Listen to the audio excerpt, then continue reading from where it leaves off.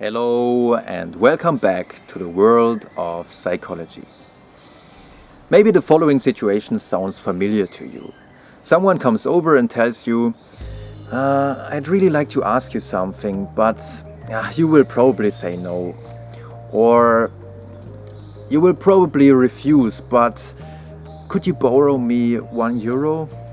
In a brand new study published 2016, the French social psychologist Nicolas Guéguen tried to find out whether this phrase, you will probably refuse but, which people use intuitively to persuade others, actually improves compliance. Therefore, a big number of participants, all in all they had 640 participants, which is really good, were approached by confederates of the experimenter in 2 French cities. And when a confederate approached the subject, he always said, well, we are from the organization 1001 Smiles and we try to help children with severe health problems. And we want to improve their lives and their families' lives. You will probably refuse, but I wonder whether you would spend some money to help the children. When they used this frame, about 40% were willing to spend money. Whereas in a control condition in which they did almost everything exactly the same, except that they did not use this phrase, only about 25% were willing to spend money to help the children.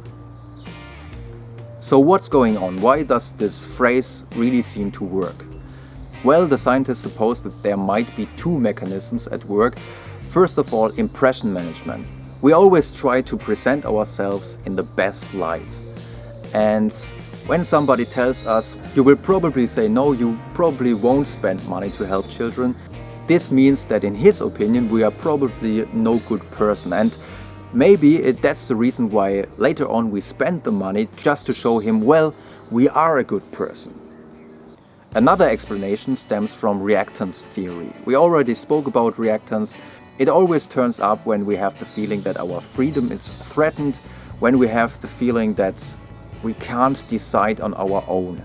And when somebody tells us, well, you will probably refuse, this means he somehow tries to take away one option. He tells us, well, you will probably not choose this option. And then we have in our mind, well, but maybe I want to have this option. And to get back our freedom, we might decide exactly for this option, which he said, well, you will probably not choose.